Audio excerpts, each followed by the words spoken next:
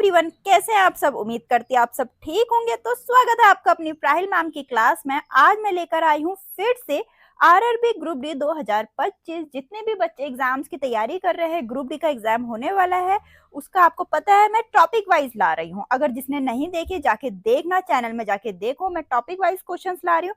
आज टॉपिक हम बात करेंगे मैग्नेटिज्म एंड इलेक्ट्रोमोटिव फोर्स का। ठीक है, ये सारे टॉपिक चल रहे हैं साइंस के, क्योंकि इसमें एक साइंस का अलग टॉपिक आता है एग्जाम में। ठीक है, तो 2022-2018 में सभी शिफ्ट में जितने क्वेश्चन पूछे गए हैं टॉपिक वाइज लेकर आ रही हूँ। बहुत इंपॉर्टेंट, बहुत हेल्पफुल होने वाले हैं।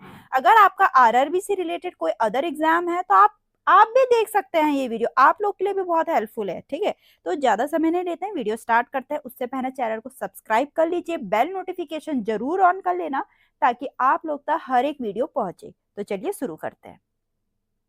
और मेनली इस टॉपिक से क्वेश्चन आता है प्रॉपर्टीज से रिलेटेड। ठीक है, जैसे कि निम्नलिखित में से चुंबकीय क्षेत्र रेखाओं के सही गुणों की पहचान करें, ऐसे क्वेश्चंस आते हैं। ठीक है, तो सही गुण क्या है। एक तो है चुंबकीय क्षेत्र रेखाएं बंद लूप बनाती है, क्लोज लूप बनाती है।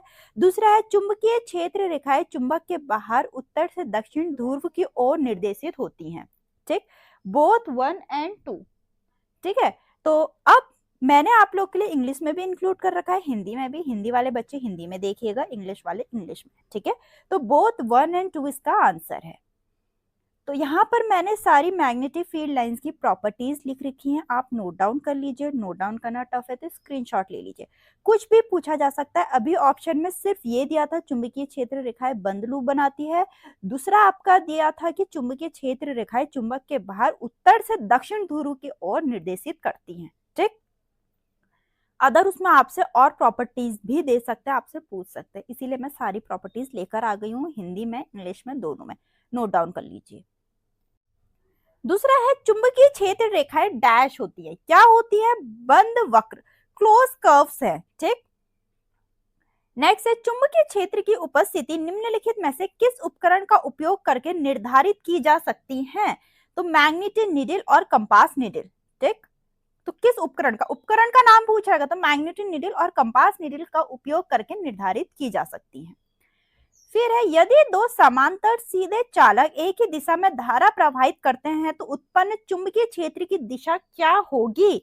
तो एक दूसरे के विपरीत होगी, opposite to each other. Next है धारावाही चालक द्वारा उत्पन्न चुंबकीय क्षेत्र डैश बढ़ने पर घटता है। बहुत इंपॉर्टेंट क्वेश्चन, दूरी। ठीक है, तो जितनी भी डिस्टेंस बढ़ेगी वो घटेगा। ठीक, धारावाही सीधे चालक के, यहाँ पे डिस्टेंस है आंसर। ठीक है, यहाँ पे मैंने टिक कर दिया। धारावाही सीधे चालक के चारों ओर चुंबकीय क्षेत्र चालक में धारा बढ़ने पे बढ़ता है, चालक से दूरी बढ़ने पे चुंबकीय क्षेत्र घटता है। चुंबकीय क्षेत्र की दिशा दक्षिण हस्त अंगुश नियम का उपयोग करके निर्धारित की जा सकती है। अभी मैं आगे भी राइट हैंड थंब रूल आने वाला है, उसके क्वेश्चंस भी आने वाले हैं, वो भी बताऊंगी। चुंबकीय क्षेत्र रेखाएं चालक के चारों ओर सकेंद्रित वृत्त बनाती हैं। या तो क्वेश्चन आपसे प्रॉपर्टीज से पूछा जाएगा या फिर राइट हैंड थंब रूल से क्वेश्चन आते हैं मेनली इस टॉपिक पे। नेक्स्ट है जैसे कि आप देखिए, पूर्व दिशा में धारा ले जाने वाले सीधी चालक द्वारा उत्पन्न चुंबकीय क्षेत्र की दिशा डैश दिशा के अनुदिशित होती है। ठीक है, अगर क्वेश्चन ये पूछ रखा है कि कैरिंग करंट ईस्ट डायरेक्शन में है, अगर ईस्ट डायरेक्शन में, यहाँ पे मैंने लिख भी रखा है। ठीक है, ये होगा हमारा राइट हैंड थंब रूल के हिसाब से। अगर ईस्ट डायरेक्शन में है तो यहाँ पे वेस्ट होगा। ठीक, यहाँ पे नॉर्थ होगा और यहाँ पे साउथ होगा। ठीक है, हम ऐसे ही कैलकुलेट करते हैं। तो ये पूछ रखा है आपसे कि डायरेक्शन ऑफ मैग्नेटिक फील्ड क्या होगी, तो साउथ में होगी। ठीक है, यहाँ पर आप देख लीजिए साउथ में होगी। ठीक, ऐसी करके हम बाकी का भी हिसाब लगाएंगे। आप इसे दाएं हाथ के अंगूठे का नियम उपयोग करके निर्धारित कर सकते हैं, अपने दाहिने अंगूठे की धारा की दिशा में इंगित करके, और आपकी मुड़ी हुई उंगलियां चुंबकीय क्षेत्र रेखाओं की दिशा दिखाएगी। जो आप एक बार करके देखिए, तो आपकी अगर जो ये उंगलियां मुड़ रही हैं वो डायरेक्शन बताएगी मैग्नेटिक फील्ड की। ठीक है, जो कंडक्टर के चारों ओर घूमती हैं। और अगर आप साइंस के स्टूडेंट हैं तो मैं ये उम्मीद कर रही हूँ आपने ये राइट हैंड थंब रूल बचपन में पढ़ा होगा। बहुत इंपॉर्टेंट है, बहुत हेल्पफुल है आप लोग के लिए, इसीलिए मैं आपको बता रही हूँ। और इतना डीप में नहीं बता रही हूँ, क्यों? वैसे मैंने डीप में तो बता ही दिया है, लेकिन पूरा एक रिसर्च नहीं कर रहे क्योंकि मुझे ऐसा लगता है आप लोगों ने पढ़ा होगा ये सारा टॉपिक। ठीक, नेक्स्ट भी यही है कि according to right hand thumb rule, दक्षिणावर्त अंगूठे के नियम के अनुसार डैश की धारा की दिशा को दर्शाता है। ठीक, द थंब, जो थंब है वही, ये थंब देखिए, जो थंब है यही करंट की डायरेक्शन को बताता है, और जो उंगलियां मुड़ी हुई होती है, हमारे फिंगर्स मुड़ी हुई होती हैं, वो मैग्नेटिक फील्ड के डायरेक्शन बताती हैं। फिर है, एक सीधे धारावाही चालक के चारों ओर चुंबकीय क्षेत्र रेखाएं इस प्रकार दिखती हैं, इस प्रकार दिखती हैं, वो कॉन्सेंट्रिक सर्किल के अकॉर्डिंग दिखती हैं। जैसे जैसे चालक से दूरी बढ़ती है, सकेंद्रित वृत्तों के बीच की दूरी बढ़ी जाती है, जो दर्शाता है कि चुंबकीय क्षेत्र की तीव्रता कम होती रहती है। चुंबकीय क्षेत्र रेखाएं धारावाही चालक के लंबवत होती है। इस परिघटना का वर्णन एम्पियर के परिपथीय नियम द्वारा किया जाता है। नेक्स्ट क्वेश्चन है, ऑर्स्टेड के प्रयोग के संबंध में कौन सा कथन सही है? बहुत इंपॉर्टेंट, तो कौन सा कथन सही है वो देखते हैं। जब किसी चालक तार से विद्युत धारा प्रवाहित होती है तो उसके चारों चुंबकीय क्षेत्र निर्मित होता है, तो ये ठीक है। जब एक दिसूचक सुई विद्युत धारा प्रवाहित करने वाले तार के पास थी तो वह विप्रेषित हो जाती है, तो मतलब बोथ 1 and 2। ठीक है, तो यहाँ पे मैंने पूरा एक लिख रखा है, हंस क्रिश्चियन ऑर्स्टेड जो एक्सपेरिमेंट कंक्लूजन था, उनके क्या क्या है सारे, वो सारा मैंने टॉपिक लिख रखा है, या फिर सारे पॉइंट्स लिख रखे हैं, हिंदी में भी इंग्लिश में भी, नोट डाउन कर लीजिए। नेक्स्ट है, वह प्रक्रिया जिसके द्वारा एक चालक में एक परिवर्तित चुंबकीय क्षेत्र का विभवांतर उत्पन्न करता है जो एक प्रेरित धारा स्थापित करता है, उसे क्या कहते हैं? उसे विद्युत चुंबकीय प्रेरण बोलते हैं, इलेक्ट्रोमैग्नेटिक इंडक्शन बोलते हैं।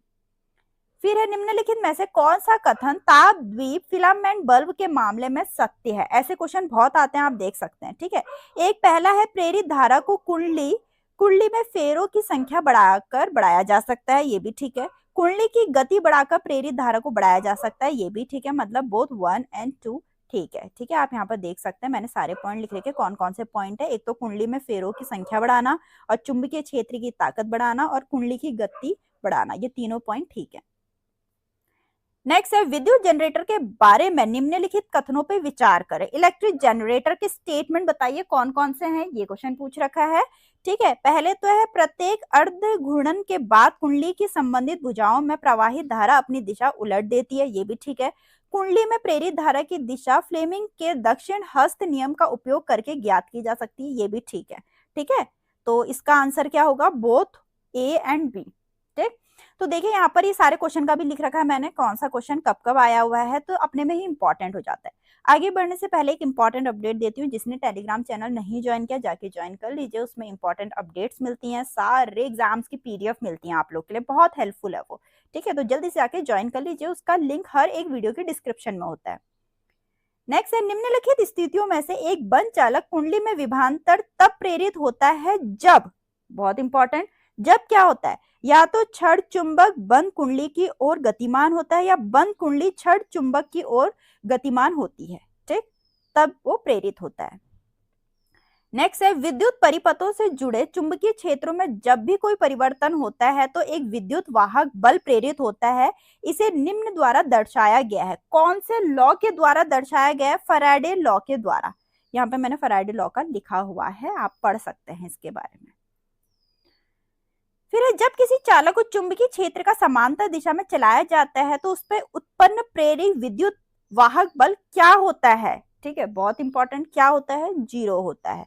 जब कोई चालक चुंबकीय क्षेत्र के समांतर चलता है तो कोई प्रेरित अपना EMF विकसित नहीं होता है, कोई चालक से जुड़े चुंबकीय प्रवाह में कोई परिवर्तन नहीं होता है, तो फैराडे के नियम के अनुसार विद्युत चुंबकीय प्रेरण के लिए आवश्यक है। ठीक,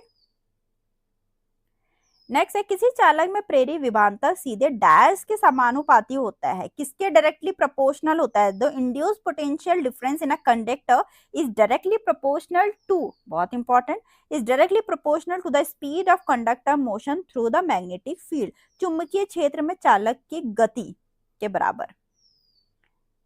नेक्स्ट क्वेश्चन है, चुंबकीय क्षेत्र के भीतर गतिमान चालक या कुंडली में प्रेरित EMF की दिशा किसके द्वारा निर्धारित की जाती है? तो फ्लेमिंग राइट हैंड रूल के द्वारा, जैसे कि मैंने अभी आपको बताया ही था। तो फ्लेमिंग के दाहिने हाथ के अंगूठे का नियम क्या दर्शाता है? जब किसी परिपथ से जुड़ा कोई चालक जैसे तार चुंबकीय क्षेत्र से होकर गुजरता है तो फ्राडे के प्रेरण नियम के कारण तार में विद्युत धारा प्रेरित होती है। यदि अंगूठा चालक की गति की दिशा में और तर्जनीय चुंबकीय क्षेत्र की दिशा उत्तर से दक्षिण में इंगित हो तो मध्यमा चालक के भीतर प्रेरित या उत्पन्न धारा की दिशा दर्शाती है। ठीक, मैंने हिंदी इंग्लिश दोनों में लिख रखा है पूरा फ्लेमिंग राइट हैंड रूल के बारे में। नेक्स्ट क्वेश्चन है, कौन सा नियम प्रेरित विद्युत चालक बल जिसको इलेक्ट्रोमोटिव फोर्स बोलते हैं, इंड्यूस इलेक्ट्रोमोटिव फोर्स बोलते हैं, की दिशा बताता है? तो लॉ का नाम पूछ रखा है, क्या है? Lenz law. नेक्स्ट है, जब एक चुंबक को गैल्वेनोमीटर से जुड़ी कुंडली में घुमाया जाता है तो कुंडली में प्रेरित धारा उत्पन्न होती है। प्रेरित धारा निम्नलिखित में से किस कारक पर निर्भर नहीं करती है? नहीं करती है, ये क्वेश्चन पूछ रखा है। कुंडली में जुड़े गैल्वेनोमीटर का प्रतिरोध पर निर्भर नहीं करती है। ठीक, नेक्स्ट क्वेश्चन इज, बार चुंबक के पास लाने पर कंपास सुई विक्षेपित क्यों हो जाती है, डिफ्लेक्टेड क्यों हो जाती है? ये क्वेश्चन पूछ रखा है। क्योंकि कंपास की सुई एक छोटा छड़ चुंबक है।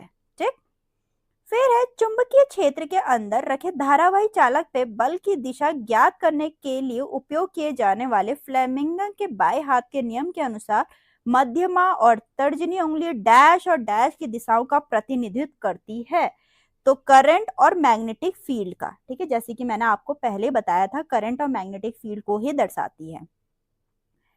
फिर है, विद्युत मोटर डैश के सिद्धांत पे काम करती है। यह डैश ऊर्जा को डैश ऊर्जा में परिवर्तित करती है। बहुत इंपॉर्टेंट। पहले तो विद्युत motor Fleming left hand rule के सिद्धांत पे काम करती है और यह इलेक्ट्रिक ऊर्जा को मैकेनिकल ऊर्जा में परिवर्तित करती है। नेक्स्ट है, एक विद्युत मोटर में मोटर के आर्मेचर की भुजाओं पर लगने वाला बल जो चुंबकीय क्षेत्र की दिशा के लंबवत होता है वो क्या होता है? ये क्वेश्चन पूछ रखा है। वो परिमाण में समान और दिशा में विपरीत होता है। फिर चुंबकीय क्षेत्र की उपस्थिति में धारावाही चालक पर लगने वाले बल की दिशा इस पर निर्भर करती है। किस पर निर्भर करती है? चुंबकीय क्षेत्र और धारा दोनों की दिशा पे। ठीक, फिर विद्युत मोटर के कार्य करने के पीछे मूल सिद्धांत डैश के बीच परस्पर क्रिया है, तो चुंबकीय क्षेत्र और धारावाही चालक पे। ठीक है, तो यहाँ तक के इंपॉर्टेंट क्वेश्चन थे। जितनी भी एक्सप्लेनेशन है वो मैंने आप लोग के पढ़ने के लिए डाल रखा है, आप लोग के स्क्रीनशॉट के लिए डाल रखा है, उसको आप बाद में पढ़िए, बिल्कुल रिवीजन का काम करेगा वो। तो यहाँ तक की वीडियो थी, यहाँ तक के इंपॉर्टेंट क्वेश्चन थे मैग्नेटिक फील्ड से रिलेटेड। आगे भी और आने वाले हैं, मुझे कमेंट में बताइएगा आप लोग के लिए कितनी हेल्पफुल हो रही है वीडियोस। तो मिलते हैं अपनी नेक्स्ट वीडियो में।